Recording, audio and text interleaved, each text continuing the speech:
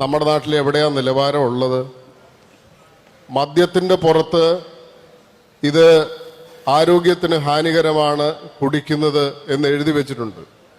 അത് വായിച്ചിട്ട് കേരളത്തിൽ 100% ലിറ്ററസി ഉണ്ടെന്നാണ് പറയുന്നത്. അത്യാവശ്യം അക്ഷരം വായിക്കാൻ അറിയാത്തവർ മാത്രമുള്ളൊരു സ്ഥലമാണ്. ഇത് വായിച്ചിട്ട് കുടിക്കണമെന്ന് തോന്നുന്നവൻ കുടിക്കുന്നു എന്ന് വെക്കുക. ഇതൊന്നുമില്ലാതെ നമ്മളൊരു ഹോട്ടലിൽ കയറിയാൽ വളരെ നിലവാരമുള്ള ഭക്ഷണം എന്ന് മനോഹരമായ മെനുവിൽ അടിച്ചു വെച്ചിട്ട് നമ്മളത് വാങ്ങിച്ച് കഴിക്കുന്നില്ലേ?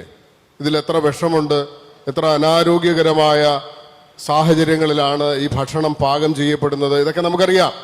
നമ്മുടെ സംസ്ഥാനത്ത് ഹോട്ടലുകളിൽ വഴിപാട് പോലെ ഇടയ്ക്കിടയ്ക്കൊക്കെ റെയ്ഡുകൾ നടക്കുമ്പോൾ നമ്മുടെ പഞ്ചനക്ഷത്ര ഹോട്ടലുകൾ അടക്കമുള്ള ഭക്ഷണശാലകളിൽ നിന്ന് പഴകിയ ഭക്ഷണം പോലെ വിഷം വേറൊന്നില്ല. മദ്യം അതിൻ്റെയൊക്കെ ഒരുപാട് താഴെ വരുള്ളൂ. നിലവാരമില്ലാത്തത് കൊണ്ട് എത്ര ഹോട്ടലുകൾ കേരളത്തിൽ പൂട്ടുന്നുണ്ട്? എത്ര വിദ്യാഭ്യാസ സ്ഥാപനങ്ങൾ കൊണ്ട് നിലവാരം? നമ്മുടെ വിദ്യാഭ്യാസ സ്ഥാപനങ്ങളുടെ നിലവാരം എവിടെയാണ് നിൽക്കുന്നത്?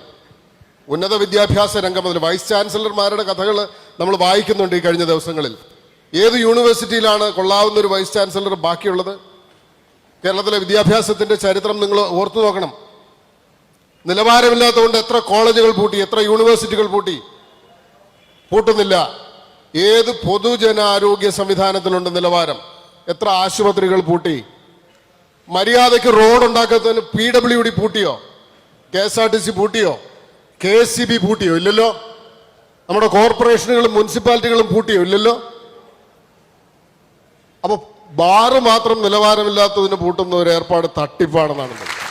നിലവാരമില്ലെങ്കിൽ ഈ രാജ്യത്തെ സെക്രട്ടേറിയറ്റ് മുതൽ താഴോട്ട് താലൂക്ക് ഓഫീസും വില്ലേജ് ഓഫീസും വരെ പൂട്ടണം.